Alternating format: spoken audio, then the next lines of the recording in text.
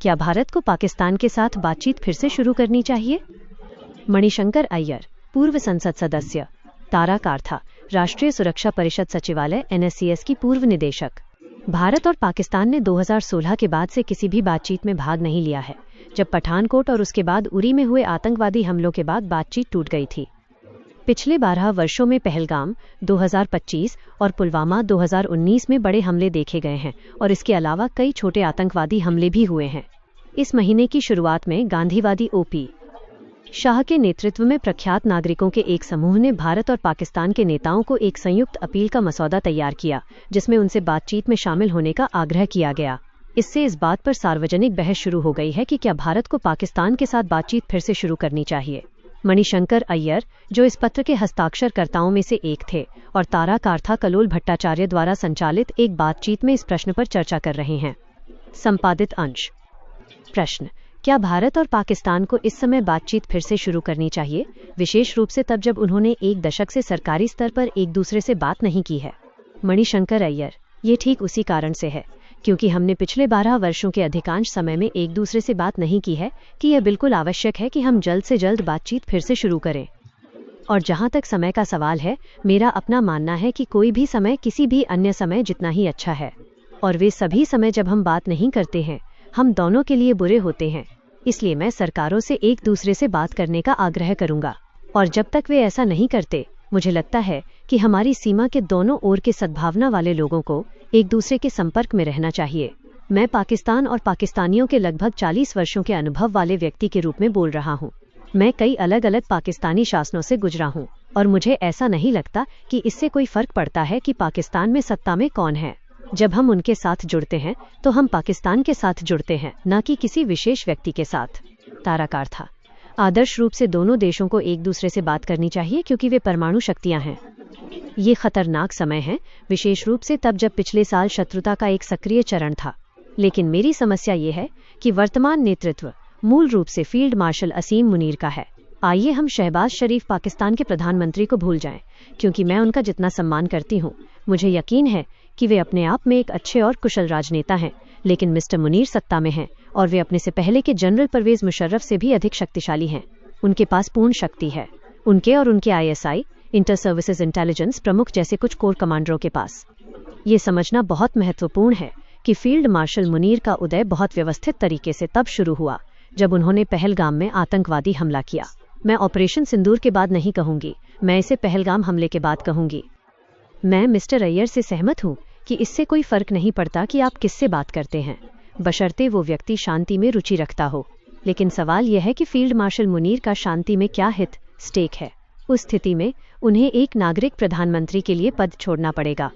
जैसे ही चीजें शांतिपूर्ण होंगी, वे पाकिस्तानी सेना को बैरक में वापस जाने के लिए कहेंगे और नागरिक सत्ता संभाल लेंगे। तो वो क्यों शांति में रुचि रखेगा?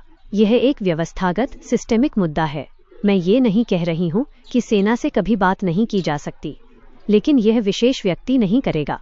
वो बहुत खतरनाक है। प्रश्न: क्या पाकिस्तान के साथ बातचीत को आगे बढ़ाने का यह सही समय है? मणिशंकर अय्यर: यदि हम आगे नहीं बढ़े तो हम उसी ढर्रे रट में फंसे रहेंगे जिसमें हम आज हैं। यहाँ एक व्यक्ति असीम मुनीर का उल्लेख किया गया जो लगभग 1 वर्ष से सत्ता में हैं, लेकिन हमने 12 वर्षों से पाकिस्तान से बात नहीं की है। इसलिए मैं नहीं देखता कि असीम मुनीर का वहाँ होना सबसे बड़ा अवरोध कैसे है। हम नवाज शरीफ से बात कर सकते थे, हम इमरान खान से बात कर सकते थे, हम कई अन्य लोगों से बात कर सकते थे। और यदि आप अतीत को देखें तो हमारी पाकिस्तानी जनरलों के साथ अत्यंत फलदायी बातचीत हुई है, लेकिन पाकिस्तानी नागरिकों, सिविलियन नेताओं के साथ शायद ही कभी ऐसा हुआ हो। मुझे पहले उन पाकिस्तानी सेना के लोगों की सूची बताने दीजिए जिनके साथ हमारी सफल बातचीत हुई है। अयूब खान वे व्यक्ति थे जिन्होंने सिंधु जल संधि इंडस वाटर्स ट्रीटी पर गतिरोध को तोड़ा था। यह जिया उल हक थे जिन्होंने सियाचिन पर गतिरोध तोड़ा था। ये मुशर्रफ थे जिन्होंने उस मुद्दे पर गतिरोध तोड़ा जिसे तब तक भारत पाकिस्तान संबंधों में सबसे बड़ा अवरोध बताया जा रहा था, यानी कश्मीर का सवाल। वे एक 4 सूत्रीय 4 पॉइंट समाधान पर पहुंच गए थे। इसके विपरीत जुल्फिकार अली भुट्टो ने शिमला में समझौते की रेखा पर हस्ताक्षर किए और फिर उससे मुकर गए। ये एक गलत तर्क है कि सिर्फ इसलिए कि पाकिस्तानी सेना सत्ता में है हम उनसे बात नहीं कर सकते। हम वर्तमान में इजरायल के प्रधानमंत्री नेतन्याहू से बात कर रहे हैं, जिन पर ICC अंतर्राष्ट्रीय आपराधिक न्यायालय द्वारा युद्ध अपराधों के लिए आरोप तय किए गए हैं। यदि हम दुनिया भर के हर तानाशाह से बात कर सकते हैं, जिसमें सेना के तानाशाह भी शामिल हैं, तो बगल के घर के उन लोगों से बात करने में क्या समस्या है जिनका ये दुर्भाग्य है कि उनका नेतृत्व एक सेना कमांडर कर रहा है। प्रश्न: तो तर्क यह है कि यदि भारत सरकार कई सैन्य तानाशाहों के साथ बातचीत कर रही है तो उसे एक सैन्य जनरल के नेतृत्व वाले पाकिस्तान से बात करने पर विचार क्यों नहीं करना चाहिए। ताराकार था। सुरक्षा प्रतिष्ठान में रहे व्यक्ति के रूप में मेरी समस्या यह है कि मैं आतंकवाद से कैसे निपटूं। यदि कोई लोकतांत्रिक रूप से चुनी गई सरकार बातचीत के लिए दरवाज़ा खोलती है और फिर उस पर आतंकवादी हमला हो जाता है, तो सवाल ये है कि बातचीत को बाधित करने वाले आतंकवादी हमलों से कैसे निपटा जाए। एक लोकतांत्रिक रूप से चुनी गई सरकार के रूप में क्या आप बातचीत को सही ठहरा सकते हैं?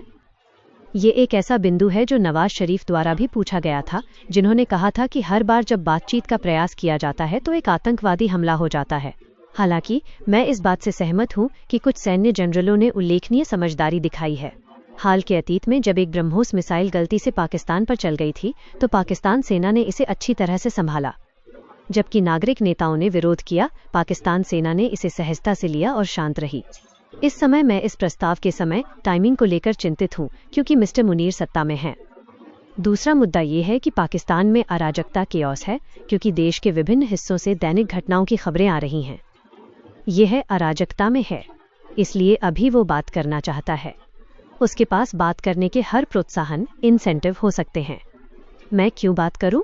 यदि पाकिस्तान से एक भी संकेत मिलता है कि वे आतंकवादी शिविरों को बंद करने जा रहे हैं, तो मुझे यकीन है कि कल सरकार बात करने के लिए तैयार हो जाएगी। लेकिन अगर हमें आगे बढ़ना ही है तो मैं उदाहरण के लिए जलवायु परिवर्तन, क्लाइमेट चेंज पर बातचीत देखना चाहूंगी। हम दोनों ऐसे देश हैं जो जलवायु संवेदनशीलताओं के मामले में समान रूप से खराब स्थिति में हैं। मैं वायु प्रदूषण, एयर पोल्यूशन पर बातचीत चाहूंगी, क्योंकि वर्ष के एक विशेष मौसम के दौरान दोनों पक्ष फसल के अवशेष पराली जलाना शुरू कर देते हैं, जिससे एक पर्यावरणीय संकट पैदा हो जाता है। उस तरह की एक व्यावहारिक फंक्शनल बातचीत जिसमें कोई क्षेत्रीय टेरिटोरियल मुद्दा शामिल न हो, कोई निहित या राजनीतिक हित न हो, विशुद्ध रूप से व्यावहारिक और जन केंद्रित, पीपल सेंट्रिक हो। मुझे पत्र में दिखाई देने वाली इस तरह की काल्पनिक सोच थोड़ी आदर्शवादी लगती है। यह कुछ ज्यादा ही बढ़ा चढ़ाकर ओवर द टॉप कही गई बात है।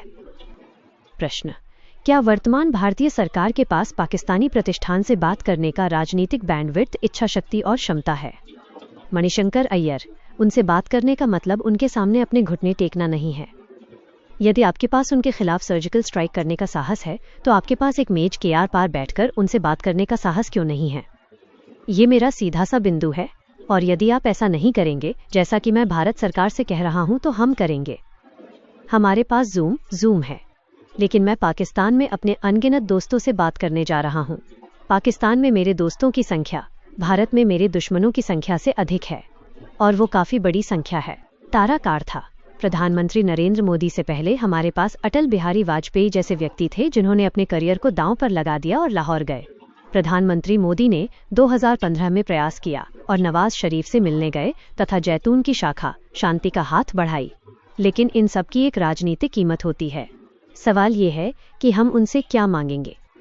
यदि कल हमारी बातचीत होती है तो हम उनसे आतंकवाद का निर्यात बंद करने के लिए कहेंगे, और वे बदले में हम पर बलूचिस्तान आदि में चीजें करने का आरोप लगाएंगे, जबकि बलूच लोगों को 1947 से परेशान किया जा रहा है। सवाल ये है कि पाकिस्तान के कब्जे वाले कश्मीर पोके में हो रहे विरोध प्रदर्शनों के संदर्भ में भारत क्या कर सकता है। हमें पाकिस्तान से तभी बात करनी चाहिए जब जनरल मुनीर कोई ऐसा सबूत दिखाएं कि वे आतंकवाद को कम कर रहे हैं।